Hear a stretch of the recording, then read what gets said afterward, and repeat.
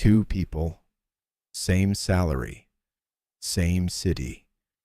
10 years later, one has $400,000 in assets, the other has $8,000 in a checking account and a car loan.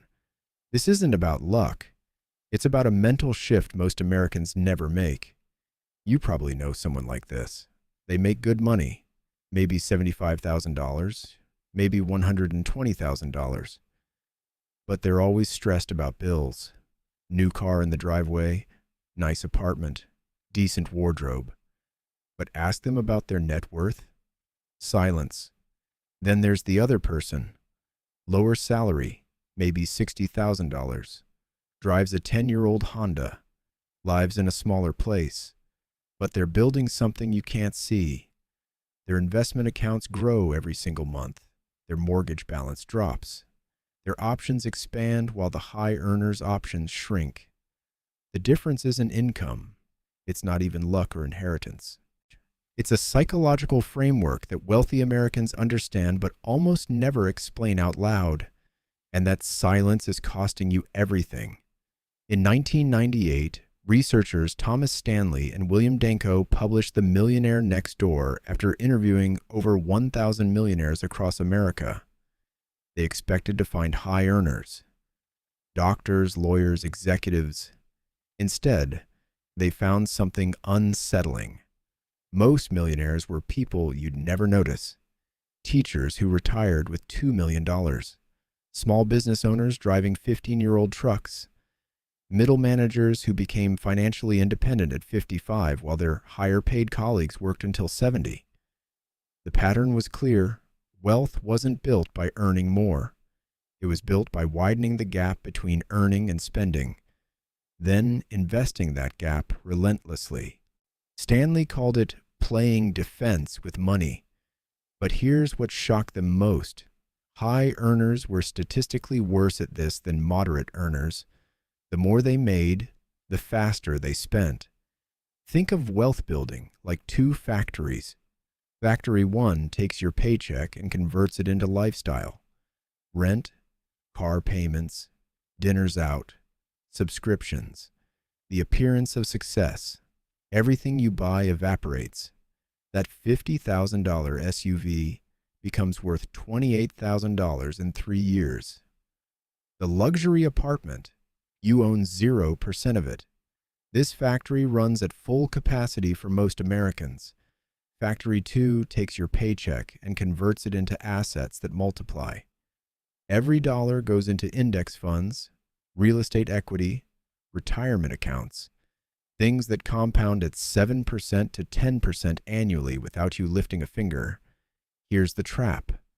Factory 1 feels productive. You see the car. You enjoy the apartment. Factory 2 feels like deprivation until year 7 when the math becomes undeniable. But most people never make it to year 7. In 2019, the Federal Reserve found that 39% of Americans couldn't cover a $400 emergency without borrowing. But here's the twist. This includes households earning 6 figures. The problem isn't poverty. It's lifestyle inflation. Every raise triggers an upgrade cycle. Better apartment, nicer car, more expensive restaurants. The gap between earning and spending stays at 0, or worse, goes negative. Meanwhile, someone earning $65,000 who saves 20% invests $13,000 annually. At 8% returns, that's $237,000 in 10 years. Double it, nearly $600,000 in 15 years. The high earner making $150,000 but saving nothing. 10 years later, they have debt and stress. Their higher income bought them a nicer cage. The disciplined saver bought freedom. The wealth gap isn't created by income inequality. It's created by behavior inequality. Here's what the data actually shows. The average American millionaire lives in a middle-class neighborhood, drives a car worth less than $35,000, and spends less than they earn for decades. They're invisible because wealth is built in private, while consumption is performed in public. The media sells you the opposite story. Wealth looks like luxury, private jets, designer clothes, penthouse apartments. That's not wealth, that's spending. Real wealth is boring.